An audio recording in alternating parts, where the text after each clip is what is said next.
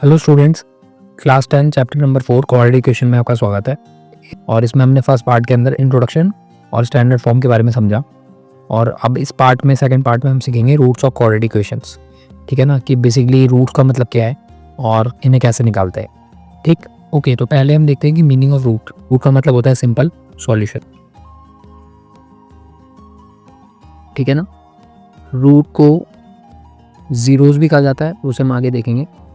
ठीक है, और जो आप x की वैल्यू निकालते हैं तो बच्चों ये तीनों एक ही बात होती है। ठीक है, पहले तो मैं ऐसे बिल्कुल क्लियर कर दूं आपको। ठीक, तो root of a quadratic equation is value of x that satisfy the equation. तो इन सिंपल वर्ड्स क्या मतलब हुआ इसका, हमें पता है ये स्टैंडर्ड फॉर्म होती है। अगर आपको नहीं पता तो आप पहला पार्ट देखिए, आपको समझ में आ जाएगा। ठीक है ना, और फिर उसके बाद जो इस इक्वेशन में x की वैल्यू हम निकालेंगे, जो सॉल्यूशन निकालेंगे, ठीक है, उसी को कहते हैं रूट। एग्जांपल देखते हैं। एक क्वेश्चन लेते हैं हम कि हमें दिया हुआ है x square minus 5x plus 6 is equal to 0। ठीक है ना, तो इसमें स्प्लिटिंग द मिडल टर्म में आपको डिटेल में समझाऊंगा, तब समझा दूंगा। जिन बच्चों को पता है तो उनके लिए देखते हैं हम कि ये जो बीच वाला हिस्सा है ये -5x, इसे हमें ब्रेक करना है, जैसे कि जो मल्टीप्लाई करने पे इसे 6 मिले और इसको ऐड करने पे -5 मिले। ठीक है ना, तो मैं इसे -3 -2 के फॉर्म में लिख सकता हूँ। देखिए मैं इसे ऐसे लिख सकता हूँ, यहाँ पे ध्यान दीजिए। -3 टू x -2x -5x होता है, और -3 इंटू -2 करने पे +6 आंसर आता है। ठीक है ना, अब मैं इन दोनों इक्वेशन में, इन दोनों टर्म्स में सॉरी, x को कॉमन ले सकता हूँ, तो अंदर आ जाएगा x -3, सॉरी ये x स्क्वायर था। ठीक है ना, और यहाँ पे मैं -2 को कॉमन ले सकता हूँ, तो अंदर आ जाएगा x -3 इज इक्वल टू 0। आगे चलते हैं। अब यहाँ पे देखिए x -3 दोनों में कॉमन निकल जाएगा, तो अंदर बचेगा x -2 इज इक्वल टू 0। तो एक बार x -3 की वैल्यू आएगी 3 और एक बार x की वैल्यू आएगी 2। चिंता मत करिए, अगर आपको ये समझ में नहीं आया, हम डिटेल में पढ़ने वाले splitting the middle term with rules. But अभी मैं जो समझाना चाह रहा हूँ कि यहाँ पे x की 2 वैल्यूज आई हैं। ठीक है ना, और आपको ये पॉलिनोमियल में अच्छे से पता होगा कि अगर डिग्री 2 होती है तो रूट्स भी 2 होते हैं। जितनी डिग्री होती है उतने ही रूट्स होते हैं। तो इसके रूट्स मतलब आंसर्स 2 आएंगे, और ये देखिए यहाँ पे 2 आए हैं। ठीक है ना, तो अब यहाँ पे क्या बात है कि जो रूट होते हैं वो यहाँ पे 3, अगर आप 3 को डालेंगे इसके अंदर या फिर 2 के डालेंगे इसके अंदर, तो ये इक्वेशन को सेटिस्फाई कर देगा। ठीक है, करके देखते हैं। अगर मैं 3 को यहाँ डालता हूँ तो 3 का स्क्वायर 9 हो जाएगा, और 9 माइनस और 5 इंटू 3 15, 9 माइनस 15 -6 प्लस 6 0, यानी कि 0 इक्वल टू 0, यानी कि RHS इक्वल टू LHS। 2 भी डालेंगे तो ऐसा ही होगा। ठीक है ना, तो ये होता है रूट का मतलब। ओके, थोड़ा सा हम ग्राफ के बारे में देख लेते हैं। तो क्वाड्रेटिक इक्वेशन में बच्चों 3 कंडीशन बनती है। ठीक है, पहला केस 1, जिसके अंदर डिस्टिंक्ट या फिर यूनिक रूट्स आएंगे, यानी कि जो आपके दोनों आंसर होंगे ना वो 2 -2 इस तरह से होंगे, दोनों अलग अलग होंगे। फिर केस 2 होता है जिसके अंदर सेम रूट्स होंगे, यानी कि दोनों ही आंसर 2 2 होंगे। यहाँ देख रहे हैं आप, ये दोनों के दोनों वैल्यू सेम है, लेकिन 2 बार आएंगे आंसर, है ना, सेम आएंगे, 2 बार आएंगे। और फिर केस 3 होता है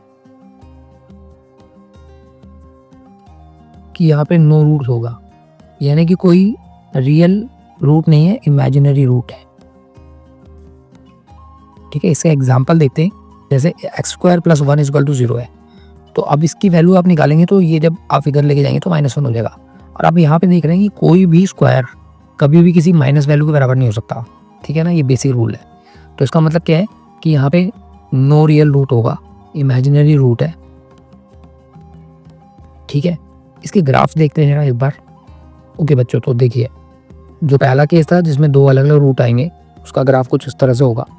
ठीक है, अब हम यहाँ पे क्या देख रहे हैं, हम यहाँ पे देख रहे हैं कि 2 अलग अलग जगहों पे काट रहा है, यानी कि 2 अलग अलग वैल्यूज आएंगी, यानी कि 2 अलग रूट आएंगे। ठीक है, ये एक्स एक्सिस पे जहाँ भी काटेगा वही उसका आंसर होगा, वही इसका सॉल्यूशन होगा। ये ग्राफिकल मेथड होता है। ठीक है ना, तो ये हो गया केस 1। केस 2 के केस में क्या होगा, ओके ये देखिए केस 2। अब ये देखिए पैराबोला तो बना है, लेकिन ये एक ही जगह पे काट रहा है, राइट। तो इसके 2 आंसर तो आएंगे, लेकिन जैसे दोनों के दोनों सेम आएंगे। इस इधर माइनस की साइड में तो मान लीजिए -2 है। ठीक है ना, और फिर तीसरा केस होता है कि पैराबोलिक ग्राफ तो होगा, बट वो टच नहीं कर रहा होगा, कहीं भी काट नहीं रहा होगा, तो ये कॉर्ड इक्वेशन तो होगी बट इसका जो है इमेजिनरी रूट होगा, यानी कि इसका रियल रूट नहीं होगा कोई भी। तो ये 3 केसेस हैं डिफरेंट डिफरेंट, जो मैंने इन डिटेल पॉलिनोमियल वाली वीडियो में आपको समझाया हुआ है, ठीक है, बट मैंने यहाँ पे रिव्यू कर दिया। ओके, अब देखते हैं relation with polynomial zeros. Polynomial के जो जीरोस होते हैं, मैं आपको पहले बता चुका हूँ कि रूट्स और पॉलिनोमियल के जीरोस एक ही बात है। तो कहने का मतलब हम ये साफ साफ लिख सकते हैं कि जो रूट्स ऑफ क्वाड्रेटिक इक्वेशन होता है, क्वाड्रेटिक इक्वेशन जो होते हैं उनके जो रूट होते हैं, ठीक है ना, वो जीरोस ऑफ द पॉलिनोमियल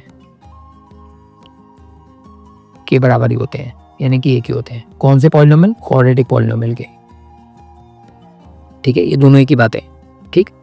तो जैसे कि अगर मान लीजिए पॉलिनोमियल के अंदर कोई इक्वेशन है, अब इस इक्वेशन की हमने ऊपर वैल्यूज निकाली थी, आपको याद होगा, ठीक है ना। तो एक वैल्यू 2 थी, एक 3 थी, पीछे भी हमने इसी इक्वेशन को सॉल्व किया था, ठीक है। तो पॉलिनोमियल के केस में ये बोलते हैं कि भैया जो वैल्यू आई है 3 और 2, ये ऐसी वैल्यू होनी चाहिए कि जब हम इसे इस इक्वेशन में पुट करें तो ये आंसर जो है ना 0 आना चाहिए, यानी कि इक्वेशन पूरी 0 हो जाए। अगर ऐसा है तो इसलिए इसको जीरोस ऑफ द पॉलिनोमियल बोलते हैं। तो अगर मैं 3 को इसमें डालूंगा इस इक्वेशन में, तो ये हो जाएगा 3 स्क्वायर माइनस 5 इंटू 3 प्लस 6। अब इसे सॉल्व करिए तो ये हो जाएगा 9 minus 15 plus 6, right. 9 minus 15 minus 6 plus 6 is equal to 0। तो हम क्या देख रहे हैं कि जो ये 3 है वो 0 ऑफ द पॉलिनोमियल है, और यही आपको पता है इसका रूट भी है, ठीक है। 2 को डाल के देखते हैं, अगर 2 भी डालेंगे आप तो ये हो जाएगा 2 स्क्वायर माइनस 5 इंटू 2 प्लस 6, ये हो जाएगा 4 माइनस 10 प्लस 6, और 4 माइनस 10 हो जाएगा माइनस 6 प्लस 6। तो क्या देख रहे हैं, दोनों वैल्यूज में 0 आ रहा है, यानी कि दोनों के दोनों जो हैं वो जीरोज हैं, और यही इनके रूट भी हैं। तो ये होता है जीरोस का मतलब और रूट का मतलब। तो इक्वेशन सॉल्व करने के लिए, क्वाड्रेटिक इक्वेशन को सॉल्व करने के लिए जो हमारा थर्ड पार्ट होने वाला है, ठीक है, तो उसमें 2 मेथड्स हैं, पहले 3 थे बट जो तीसरा कंप्लीटिंग द स्क्वायर है वो कट गया है तो सिलेबस में से।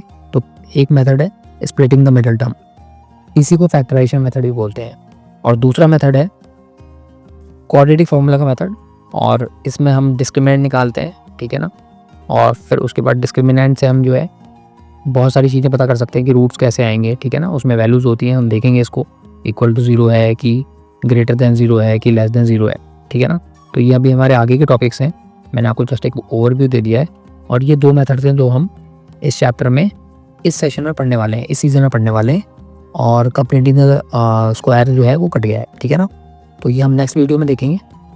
तो बच्चों, इस वीडियो में मैंने आपको रूट्स के जीरोस ऑफ द पॉलिनोमियल, उनके रिलेशंस, ठीक है, इनके बारे में बताया। अब नेक्स्ट वीडियो में हम पार्ट 3 में मेथड्स देखेंगे सॉल्व करने के 1 बाय 1, ठीक है ना। समझ में अच्छे से आया होगा, और अगर आपको कुछ सीखने को मिला तो प्लीज़ लाइक शेयर करें और सब्सक्राइब करें। थैंक यू वेरी मच, मिलते हैं नेक्स्ट वीडियो में।